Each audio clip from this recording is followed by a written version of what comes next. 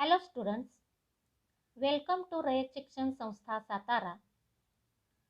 Rayat Online School Education, that is ROSE project. My subject Bookkeeping and Accountancy 12th Commerce. Myself Mrs. Jagtap Jyoti Balasaheb from Akutai Kalyani Girls Junior College, Hadapsar, Pune. रयत शिक्षण संस्थेचे संस्थापक Padma Bhushan doctor Karmaveer Bhaurao Patil आणि रयत माऊली सौ लक्ष्मीबाई भाऊराव पाटील यांच्या पवित्र स्मृतीस अभिवादन करून मी माझ्या ऑनलाईन व्हिडिओ लेक्चरला सुरुवात करते. In some last lectures, we have studied about chapter number 8, company accounts, that is issue of shares. In this chapter, we studied introduction, meaning of share and share capital, types of shares and share capital, treatment of share capital in balance sheet, types and methods of issue of share capital, basic accounting entries for issue of shares, practical problem number 1, practical problem number 5, and practical problem number 6. Today we are going to learn practical problem number 7, textbook page number 342.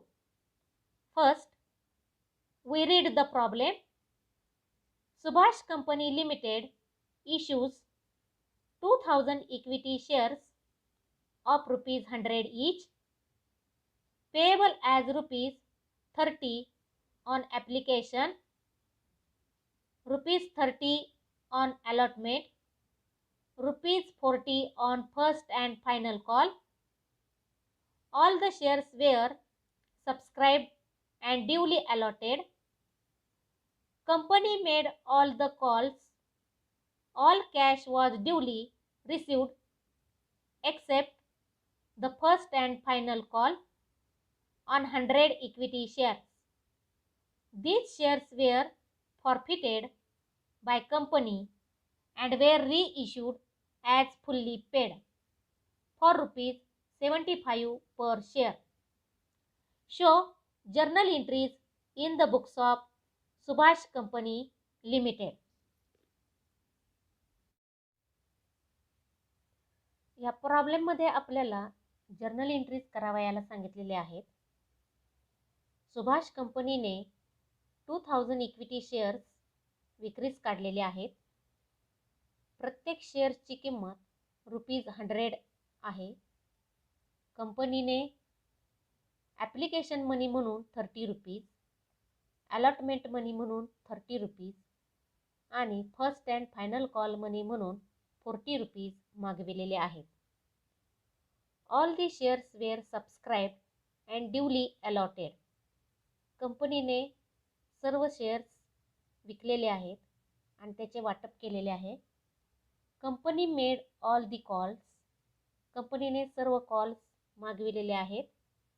Application, allotment and first and final call मागविलेले आहेत. All cash was duly received except the first and final call on 100 equity shares. कंपनीला सर्व cash मिळालेली आहे, परंतु एक share holder असा आहे की ज्याने 100 इक्विटी शेअर्स खरेदी केलेले आहेत, परंतु असा share holder first and final call मनीचे पैसे देण्यास असमर्थ आहे. These shares were forfeited by company and were reissued as fully paid for rupees 75 per share. ज्या शेअर होल्डरने 100 इक्विटी शेअर्सचे कॉल मनीचे पैसे देण्यास, फर्स्ट अँड फायनल कॉलचे पैसे देण्यास असमर्थ आहे, अशा शेअर होल्डरचे शेअर्स कंपनीने जप्त केलेले आहेत आणि ते जप्त केलेले शेअर्स पुन्हा ₹75 पर शेअर प्रमाणे पुन्हा रिइश्यू केलेले आहेत. या प्रॉब्लेममध्ये एक नवीन कन्सेप्ट आलेली आहे, फॉरफिचर ऑफ शेअर्स आणि रिइश्यू ऑफ फॉरफिटेड शेअर्स. सर्वप्रथम आपण ही संकल्पना जाणून घेऊयात. फॉरफिचर ऑफ शेअर्स म्हणजे भागांची जप्ती. If the shareholder fails to pay allotment or call money or both, the company send reminder to the shareholders to make the payment of calls in arrears. If shareholder does not respond to reminders and fails to pay money, then the directors can forfeit his shares as per the provision of Articles of Association of a Company. Forfeiture of shares म्हणजे भागांची जप्ती. जर एखादा share holder allotment किंवा call मनीचे पैसे देण्यास असमर्थ असेल तर कंपनी अशा शेअर होल्डरला स्मरणपत्र पाठवून किंवा आठवण करून देते की तुम्ही अलॉटमेंटचे किंवा कॉल मनीचे पैसे भरले नाहीत. जर असा शेअर होल्डर स्मरण करून देऊनही अलॉटमेंटचे किंवा कॉल मनीचे पैसे भरण्यास, कंपनीमध्ये ते पैसे जमा करण्यास असमर्थ असेल तर अशा वेळेस त्या शेअर होल्डरचे शेअर्स कंपनीचे डायरेक्टर्स असे शेअर्स जप्त करतात. दुसरी संकल्पना आहे reissue of forfeited shares. The directors can reissue the forfeited shares either at par, premium, or at discount.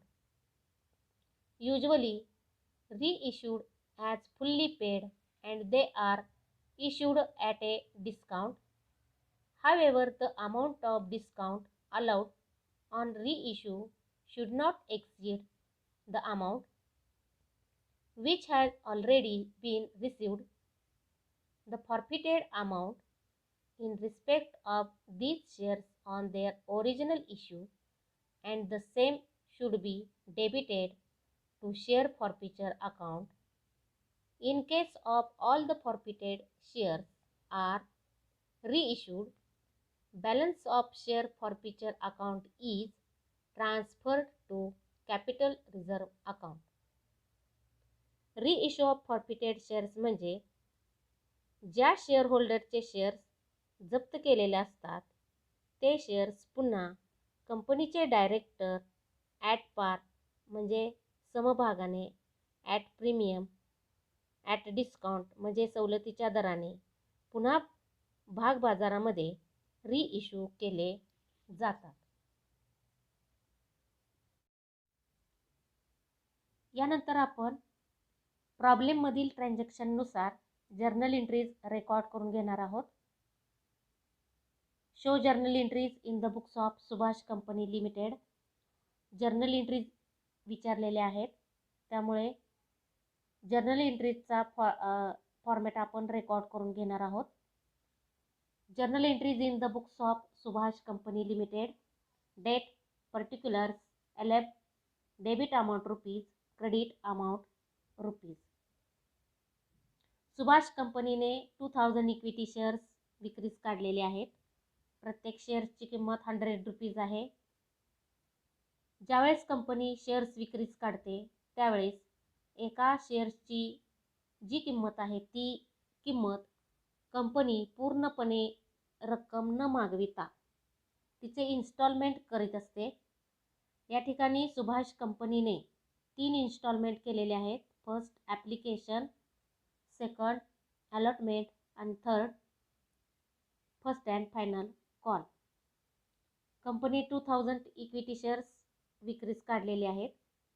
ज्यावेळेस एखादा शेअर होल्डर कंपनीचे शेअर्स खरेदी करतो त्यावेळेस तो शेअर होल्डर कंपनीच्या ॲप्लिकेशन फॉर्मसोबत कंपनीने ठरवून दिलेली जी ॲप्लिकेशनची अमाऊंट असते ती फॉर्मसोबत कंपनीकडे जमा केली जाते. ह्या प्रॉब्लेममध्ये ॲप्लिकेशन मनी म्हणून ₹30 कंपनीने मागवलेले आहेत. त्यासंबंधी 2 एंट्रीज रेकॉर्ड होतील. First, on receipt of share application money and second, on transfer of application money to share capital account. First entry आपण रेकॉर्ड करून घेणार आहोत. Bank account debit 60,000 to equity share application account 60,000. 2,000 shares आहेत. 2,000 shares into 30 rupees 60,000 amount आहे. ही 60,000 amount कंपनीकडे जमा झालेली आहे. बँक अकाउंटला डेबिट दिलेला आहे. प्रत्यक्ष कंपनीच्या बँक अकाउंटला ही अमाऊंट जमा झालेली आहे, त्याच्यामुळे बँक अकाउंटला डेबिट दिलेला आहे. To equity share application account 60,000. being application money on 2,000 equity shares at ₹30 per share received. Second entry, हा जो 60,000चा बॅलन्स आहे तो बॅलन्स आपण ॲप्लिकेशन मनीचा जो बॅलन्स आहे तो शेअर कॅपिटलला ट्रान्सफर करणार आहोत. Equity share application account debit 60,000 to equity share capital account 60,000. 2,000 shares into 30 60,000 amount जी आहे ती इक्विटी शेअर कॅपिटलला ट्रान्सफर केलेली आहे. इक्विटी शेअर ॲप्लिकेशन अमाऊंटची रक्कम शेअर कॅपिटलला ट्रान्सफर केलेली आहे, त्यामुळे इक्विटी शेअर ॲप्लिकेशन अकाउंटला डेबिट आहे आणि इक्विटी शेअर कॅपिटल अकाउंटला क्रेडिट दिलेला आहे. बी application money receive on 2,000 equity shares transfer to equity share capital. त्यानंतर पुढचा ट्रान्झॅक्शन आहे ॲप्लिकेशन नंतर अलॉटमेंटची अमाऊंट आहे 30 रुपीज. यासंबंधी पण 2 एंट्रीज रेकॉर्ड होतील. ऑन शेअर अलॉटमेंट ड्यू आणि allotment money receive 2 entries record करून घेणार आहोत आपण. फर्स्ट, अलॉटमेंट शेअर अलॉटमेंट ड्यूची एंट्री रेकॉर्ड होईल. Equity share allotment account debit 60,000 to equity share capital account 60,000. अलॉटमेंटची अमाऊंट आहे 30 rupees. 2,000 equity shares into 30 rupees 60,000 amount आहे. सेकंड इन्स्टॉलमेंट अलॉटमेंटचा आहे, त्याच्यामुळे इक्विटी शेअर अलॉटमेंट अकाउंटला डेबिट दिलेला आहे आणि शेअर कॅपिटल अकाउंटला क्रेडिट दिलेला आहे. Being equity share allotment money on 2,000 shares at the rate of ₹30 per share due. ही एंट्री ड्यूची आहे.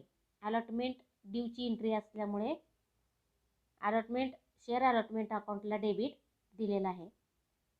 त्यानंतर ॲक्च्युअल अलॉटमेंट अमाऊंट रिसिव्हची एंट्री येईल.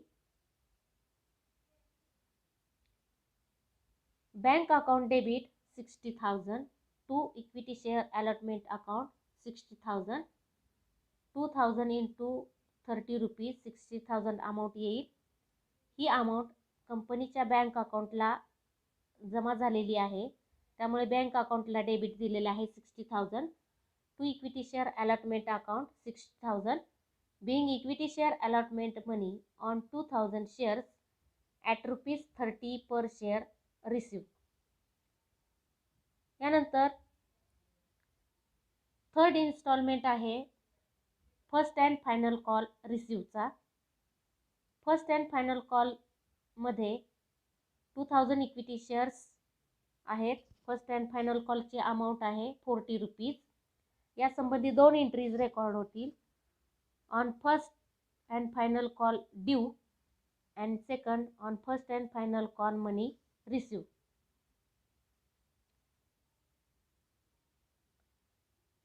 प्रथम फर्स्ट अँड फायनल कॉल ड्यूची एंट्री आपण रेकॉर्ड करून घेऊयात. Equity share first and final call account debit 80,000 to equity share capital account 80,000. First and final call amount 40 rupees आहे. 2,000 equity shares into 40 rupees is equal to 80,000 amount आहे. ही amount आपण equity share first and final call अकाउंटला transfer केलेली आहे. being equity share first and final call money on 2000 shares at ₹40 per share due. ही first and final call ड्यूची entry आहे. Second entry first and final call amount रिसिव्हची येणार, पण त्या अगोदर 2000 इक्विटी शेअर्समध्ये एक शेअर होल्डर असा आहे की ज्याने 100 इक्विटी शेअर्स खरेदी केलेले आहेत, परंतु तो share holder first and final call amount देण्यास अनेबल आहे. तो ती अमाऊंट देण्यास असमर्थ आहे. त्यामुळे पुढची एंट्री जी आहे first and final call amount रिसिव्हची जी एंट्री आहे ते त्या एंट्रीमध्ये 2000 shares minus 100 shares 1900 shares into 40 rupees म्हणजे 1900 शेअर्स इंटू 40 रुपीज प्रमाणे जी अमाऊंट येईल ती अमाऊंट रेकॉर्ड करून घेणार आहोत. Bank account debit 76,000. 2000 शेअर्समधून 100 equity shares minus झाल्यानंतर 1900 इक्विटी शेअर्स आहेत. 40 रुपीज प्रमाणे 76,000 अमाऊंट येते.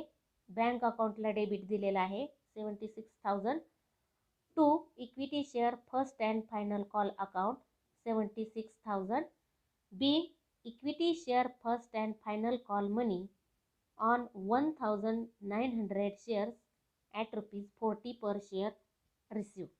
म्हणजे 2000 पैकी 1900 इक्विटी शेअर्सची अमाऊंट 40 रुपीज प्रमाणे कंपनीच्या बँक अकाउंटला जमा झालेली आहे. Bank account debit 76,000 to equity share first and final call account 76,000 being equity share first and final call money on 1900 shares at ₹40 per share receive. यानंतर आपण प्रॉब्लेममधील शेवटचा ट्रान्झॅक्शन पाहूयात. These shares were forfeited by company and were reissued as fully paid for ₹75 per share. या ट्रान्झॅक्शनमध्ये एक share holder असा आहे की ज्याने 100 इक्विटी शेअर्स खरेदी केलेले आहेत, परंतु तो share holder first and final call अकाउंटचे पैसे देण्यास असमर्थ असल्यामुळे कंपनीने ते 100 इक्विटी शेअर्स जप्त केलेले आहेत आणि 100 इक्विटी शेअर्स जे जप्त केलेले आहेत ते पुन्हा ₹75 पर शेअर प्रमाणे कंपनीने ते रिइश्यू केलेले आहे.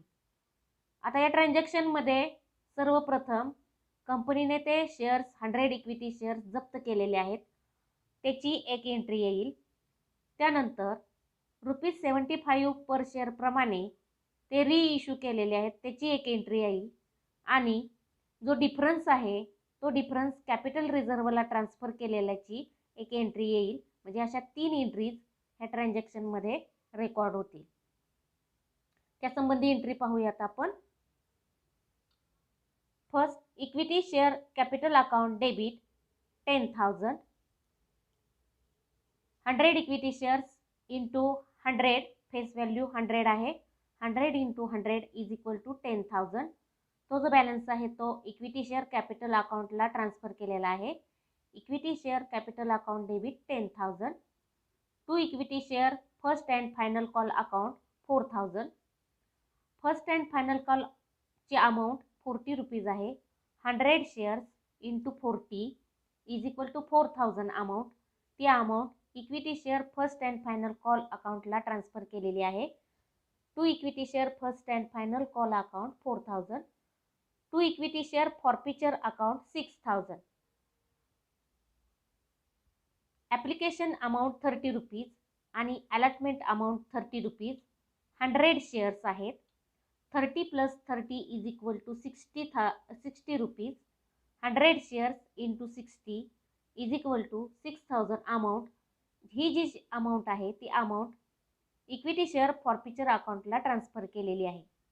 म्हणजेच ज्या वेळेला कंपनी एखाद्या शेअर होल्डरचे शेअर्स जप्त करते त्यावेळेला त्या शेअर होल्डरने अगोदर भरलेली जी इन्स्टॉलमेंट असते, म्हणजेच त्यामध्ये ॲप्लिकेशन मनी असेल किंवा अलॉटमेंट मनी असेल, ते दोन्ही इन्स्टॉलमेंट कंपनी जप्त करीत असते. म्हणजेच कंपनी भागाबरोबर जे अगोदर भरलेले जे इन्स्टॉलमेंटची अमाऊंट असते ती देखील जप्त करीत असते. म्हणजेच या ठिकाणी equity share capital account debit 10,000, to equity share first and final call account 4,000, to equity share forfeiture account 6,000, be forfeiture of 100 shares due to non payment of first and final call.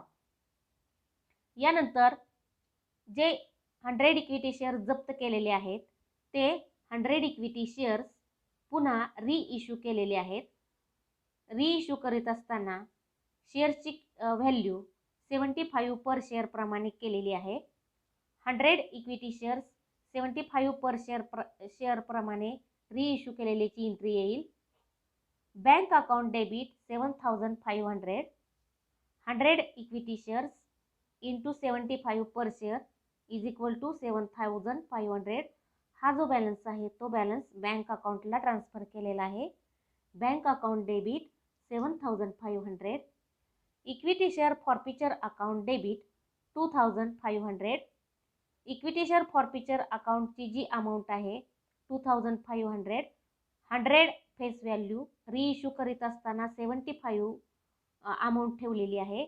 100 minus 75 is equal to 25. 100 shares difference 25, 100 into 25 is equal to 2,500. हा जो balance आहे तो balance equity share forfeiture अकाउंटला transfer केलेला आहे. Equity share forfeiture account debit 2,500 to equity share capital account 10,000. 100 into 100 face value is equal to 10,000 amount equity share capital अकाउंटला transfer केलेली आहे. म्हणजेच bank account debit 7,500, equity share forfeiture account debit 2,500 to equity share capital account 10,000. Be reissue of 100 forfeited shares at the rate of rupees 75 per share. यानंतर 7व्या एंट्रीमध्ये equity share forfeiture अकाउंटला credit balance दिलेला आहे 6,000 आणि 8व्या एंट्रीमध्ये इक्विटी शेअर फॉरफिचर अकाउंटला डेबिट बॅलन्स आहे 2,500. Credit balance 6,000 minus debit balance 2,500 is equal to 3,500. हा जो बॅलन्स आहे तो बॅलन्स आपण कॅपिटल रिझर्वला ट्रान्सफर करणार आहोत. पुढची entry equity share forfeiture account debit 3,500 to capital reserve account 3,500. म्हणजेच credit balance 6,000 minus debit balance 2,500. जो डिफरन्स येतो तो 3,500चा डिफरन्स कॅपिटल रिझर्वला ट्रान्सफर केलेला आहे. Equity share forfeiture account debit 3,500 to capital reserve account 3,500. Be balance of share forfeiture account transfer to capital reserve account. म्हणजे ज्या वेळेला कंपनी भाग जप्त करते एखाद्या शेअर होल्डरचे त्यावेळेला 3 एंट्री होतात. फर्स्ट भाग जप्त केलेल्याची, सेकंड रिइश्यू जप्त केलेले भाग रिइश्यू केलेल्याची आणि जो डिफरन्स येईल तो कॅपिटल रिझर्वला ट्रान्सफर केला जातो. अशा पद्धतीने ही शेवटची एंट्री येईल. यानंतर डेबिट कॉलमची टोटल येईल 4,19,500. क्रेडिट कॉलमची टोटल येते 4,19,500. या पद्धतीने 9 एंट्री ह्या प्रॉब्लेममध्ये आपण सॉल्व्ह करून घेतलेल्या आहेत. थँक्यू.